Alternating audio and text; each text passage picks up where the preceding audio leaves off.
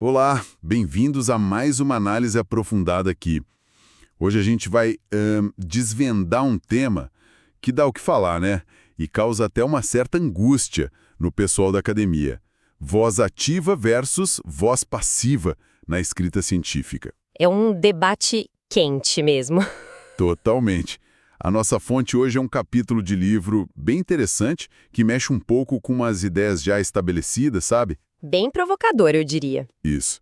E a nossa missão aqui é tentar separar as coisas, entender os argumentos de cada lado e ver como a gente pode comunicar a ciência de um jeito mais claro, mais direto. Exato. Desmistificar um pouco, né? Perfeito. Ok, vamos lá.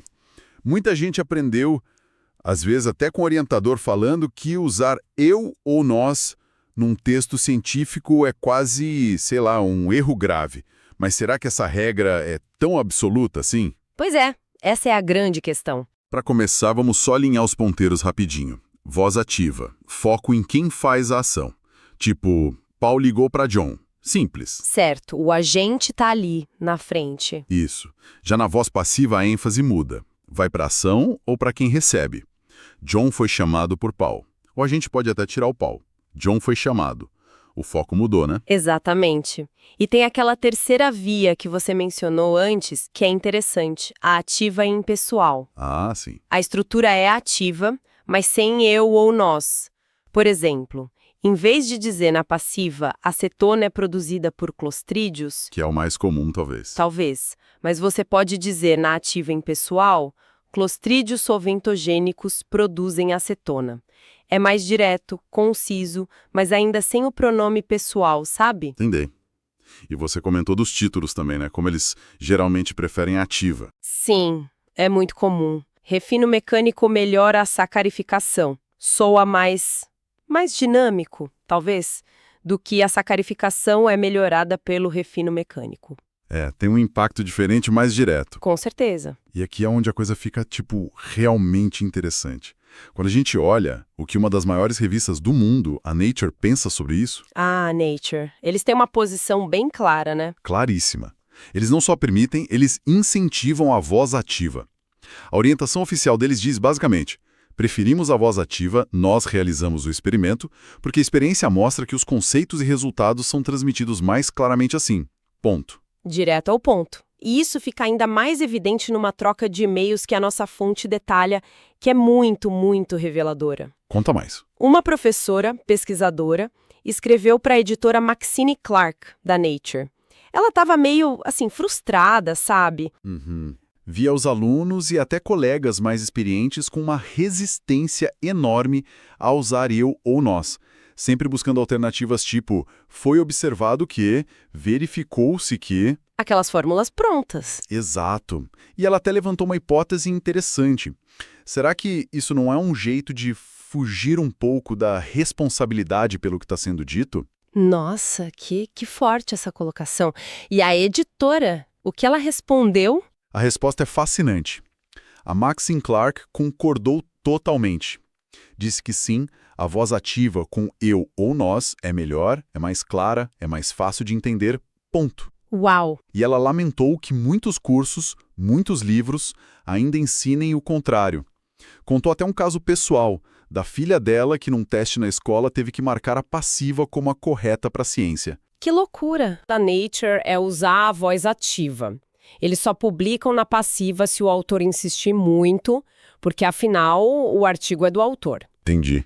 Eles respeitam, mas a preferência é clara. Claríssima. E a conclusão dela é muito boa. A voz ativa cria uma conexão mais forte autor-leitor. Ela comparou com o slogan do McDonald's, I'm loving it. Imagina se fosse um distante It's being loved. Perde totalmente a força, né? Ninguém ia comprar essa ideia. Exato. Perde o impacto, a conexão pessoal. Faz muito sentido essa busca por conexão. Mas, como a nossa fonte também mostra, essa visão da Nature não é, um consenso geral, né? Longe disso. A figura do orientador que risca todo o nós do texto, ela existe e muito.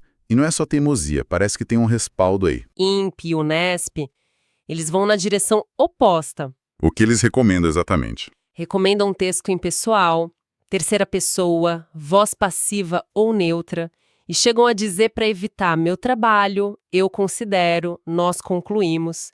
É quase uma barreira contra o eu e o nós, sabe? Uma muralha mesmo. E essa muralha, como você disse, não é só capricho.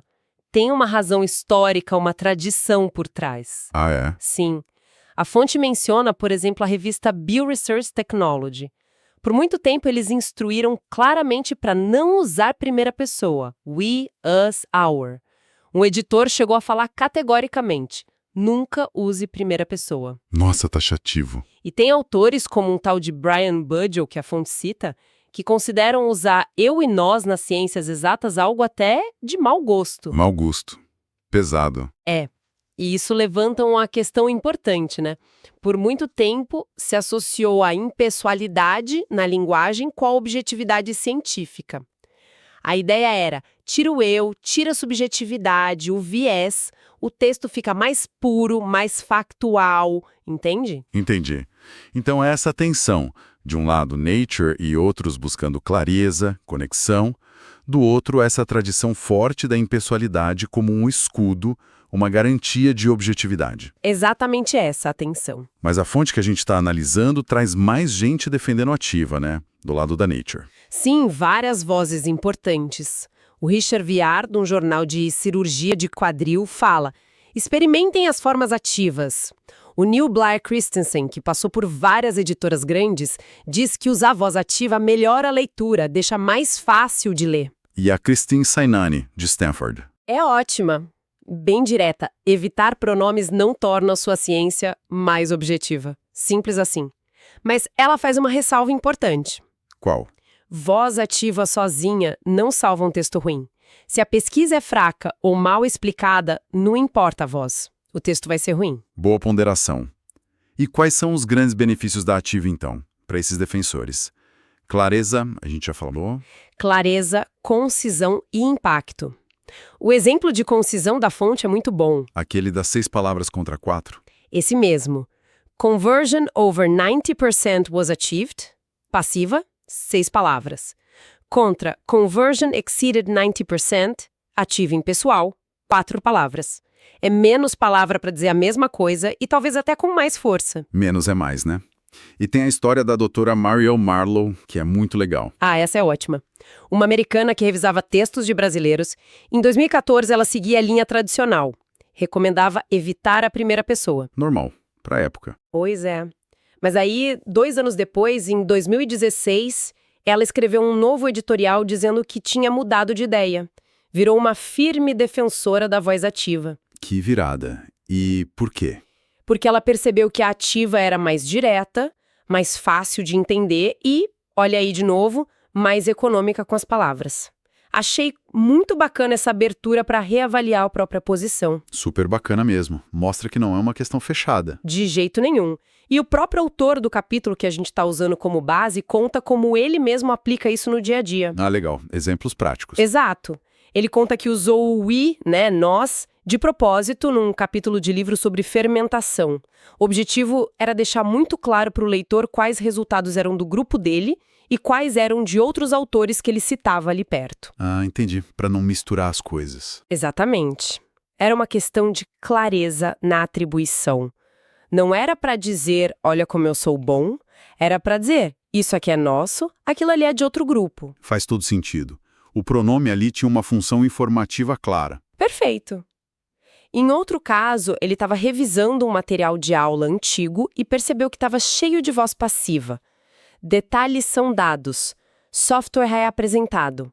Soa meio burocrático. Exato. Meio distante, pesado.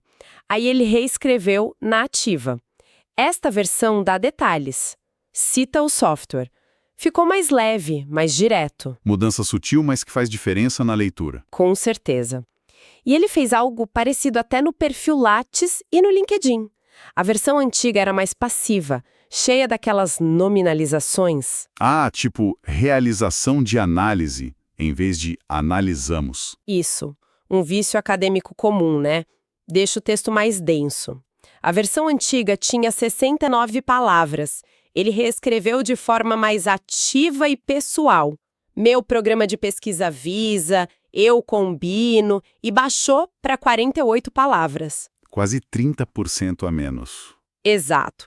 A ideia, segundo ele, era humanizar um pouco o perfil, sabe? Tornar mais acessível e talvez vender melhor a própria expertise. Interessante essa aplicação até fora do artigo científico em si. E tem um último exemplo que eu achei curioso. O resumo que ele escreveu para uma palestra na Unicamp justamente sobre esse tema, voz ativa versus passiva. E aí? Ele fez de propósito na primeira pessoa. Sou engenheiro, nessa palestra vou abordar, apresentarei. Era um contraste claro com o estilo mais impessoal que era o da colega que ia palestrar no mesmo evento. Provocativo. Sim, mostra a voz ativa sendo usada não só por clareza, mas como uma ferramenta retórica mesmo, para marcar posição, para engajar, para se apresentar de forma mais humana, talvez. Entendi. Fica claro que a voz ativa com pronomes tem seu valor estratégico. Mas, assim, pensando num artigo científico padrão, onde ela faz mais sentido? Tem alguma recomendação mais específica por seção? Olha, não tem regra de ouro, né? Mas a fonte sugere alguns momentos em que usar eu ou nós pode ser particularmente útil. No resumo, por exemplo, Como assim? depois de dar o contexto geral do problema, usar nós pode ajudar a destacar o que aquele estudo específico fez para resolver ou investigar o problema. A fonte cita um exemplo. Para aliviar esse problema, nós cultivamos.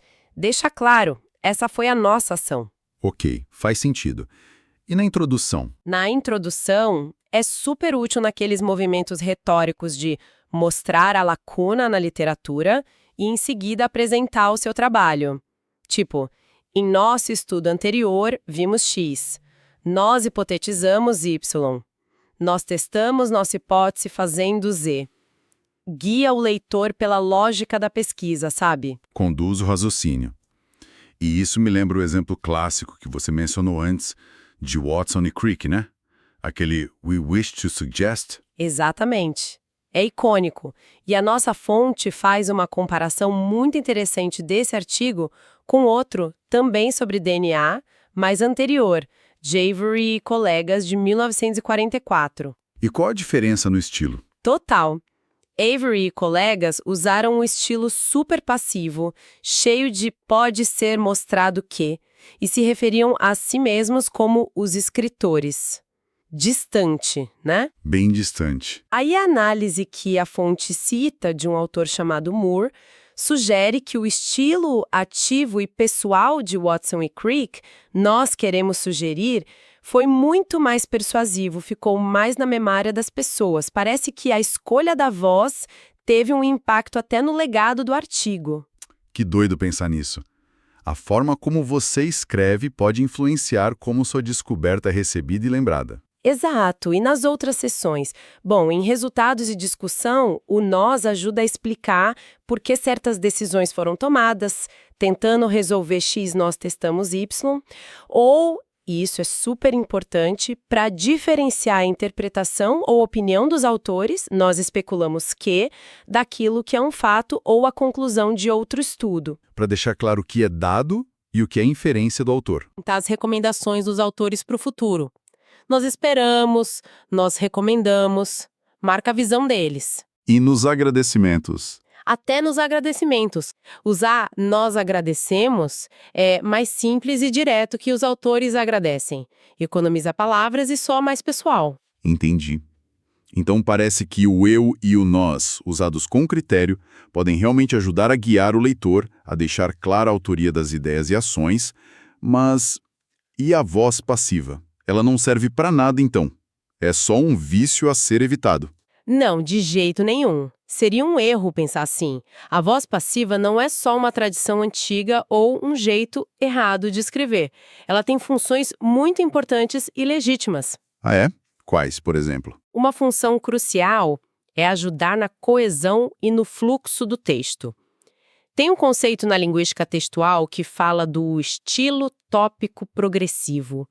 Ou, um nome mais fácil, estilo zigue-zague. Zigue-zague? Como assim? A ideia é conectar melhor as frases. Você termina uma frase falando de algo, e a frase seguinte começa com esse mesmo algo para depois introduzir uma informação nova. A voz passiva muitas vezes permite fazer isso de forma mais elegante. Me dá um exemplo. A fonte tem um exercício ótimo sobre a penicilina. Uma versão usa frases tipo, ela foi descoberta primeiramente por Fleming, e depois, essa descoberta não foi explorada. Veja como descoberta termina uma frase e começa a outra. Ah, sim. Cria uma ponte. Exatamente. A voz passiva ali permite manter o foco na penicilina e na descoberta, que já eram o tópico, colocando-as no início da frase seguinte. Isso deixa o texto mais fluido, mais conectado. A fonte até comenta que o ChatGPT analisou as versões e concordou que essa, com a passiva, fluía melhor. Interessante. Então a passiva pode ajudar na costura do texto. Pode sim. Claro que não é a única forma de fazer isso, a ativa às vezes também consegue, mas é uma ferramenta útil para a coesão. Legal. E tem mais alguma situação onde a passiva é bem-vinda? Tem sim. Outra situação é para evitar construções que soam mais fracas ou talvez um pouco informais no inglês acadêmico, como o there is are, que a gente traduz como há ou existem, e o it is. É. Aquelas que você mencionou que a Christian Sainani e a Marielle Marlowe comentaram. Essas mesmas, elas são super comuns em textos de brasileiros escrevendo em inglês, mas podem soar meio juvenis ou menos elegantes para um leitor nativo em contexto formal. Entendi. Aí a fonte mostra exemplos onde frases como existem vários produtos possíveis, there are several possible products, ou é possível usar, it is possible to use, poderiam ser reescritas de um jeito mais conciso e direto usando a voz passiva. Por exemplo, vários produtos possíveis poderiam ser considerados ou usando outra estrutura ativa sem o iris, tipo, valores de ART podem ser estimados. Ah, então a passiva entra aí como uma alternativa para deixar o texto mais enxuto e talvez mais formal, fugindo dessas construções. Exato. Nesses casos, ela pode ser uma ferramenta para polir o texto, deixá-lo mais direto, em vez de usar essas muletas como there is. Entendi. Então, resumindo essa parte, a voz passiva não é só formalidade ultrapassada. Usada com inteligência, ela pode ser estratégica. Pode direcionar o foco do leitor para a ação ou para o objeto e não para quem fez. Exato. Quando o agente não é importante ou já é conhecido. E também pode ajudar a conectar melhor as frases, a dar aquele fluxo zigue-zague ou até a deixar o texto mais conciso, eliminando construções mais fracas. Pelo visto, a escolha é mais sobre função e contexto do que uma regra de certo ou errado. Exatamente essa a ideia, não é uma batalha de ativa é boa, passiva é ruim, ou o contrário, as duas têm seu valor. Bom, diante disso tudo, a pergunta que não quer calar é: e aí? Qual caminho seguir? Mergulhar de cabeça na tradição da impessoalidade ou abraçar a clareza direta da voz ativa, como a Nature e outros sugerem? É uma encruzilhada real para quem escreve ciência, né? Com certeza. E a conclusão do autor da nossa fonte é bem sensata, eu acho. Ele argumenta que não tem resposta única, o ideal provavelmente está no equilíbrio. E equilíbrio. Como? Usar a voz ativa, sim, inclusive com eu e nós, onde ela realmente agrega valor, para deixar claro quem fez o quê, quem pensa o quê, para expressar a opinião de forma transparente, para ser mais conciso, mais direto. Certo, usar quando ajuda. Isso. Mas, ao mesmo tempo, não ter medo de usar a voz passiva estrategicamente, quando o foco tem que estar no objeto da pesquisa ou na ação em si. Para melhorar o fluxo. Ou para evitar aquelas construções que a gente falou que podem enfraquecer o texto. É bom lembrar que tem gente que defende a passiva como parte essencial da língua. A fonte cita um Timothy Minton falando sobre fluxo e outros que até questionam se a ativa é sempre mais fácil de entender. O Neil Miller e o Brian Budgell de novo. A coisa é complexa. Não é preto no branco. Definitivamente não. E qual o conselho prático, então? Para quem está lá, escrevendo a tese, o artigo, e o orientador ou o revisor vem com o lápis vermelho. O conselho final do autor é muito pragmático, muito pé no chão. Não transforme isso numa guerra. A clareza geral do seu texto, a lógica dos seus argumentos, a correção científica, isso é muito mais importante do que a briga pela voz ativa ou passiva. O conteúdo, em primeiro lugar. Sempre. Se pedirem para você tirar o nós, avalie o pedido, veja se faz sentido no contexto daquela revista ou daquela orientação específica, mas se for para fazer, faça sem trauma, sabe? Não ache que você está cometendo um crime contra a ciência. Entender que pode ser uma questão de estilo editorial, de preferência. Exato, e não necessariamente porque a voz ativa seja inerentemente errada. Os pronomes pessoais não são os vilões da história. A escolha entre ativa e passiva deve ser consciente, adaptada ao que você quer comunicar e para quem você está comunicando. Boa, uma abordagem mais flexível e menos dogmática. Exatamente. E para a gente fechar a nossa conversa de hoje, eu queria deixar uma provocação final, para a gente pensar um pouco mais sobre isso. Manda. A gente sabe que a ciência busca conhecimento objetivo, né? Mas ela é inegavelmente feita por pessoas, indivíduos com perspectivas, com intenções, que fazem escolhas. Aí eu pergunto, como será que a nossa escolha consciente, ou muitas vezes inconsciente, entre usar uma voz ativa, que assume a autoria, nós fizemos, eu penso, e uma voz passiva, que frequentemente esconde essa autoria, foi feito, observou-se.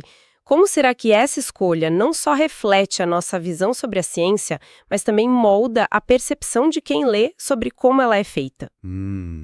Interessante. Será que essa tradição toda da impessoalidade, ao tentar apagar o eu e o nós, não acaba em alguns casos escondendo mais do que revelando sobre o processo científico real, com todas as suas incertezas e decisões humanas? E será que uma voz ativa, usada com critério, não poderia, na verdade, trazer até mais transparência sobre as interpretações, as hipóteses, as escolhas que estão por trás dos dados? Fica aí a reflexão.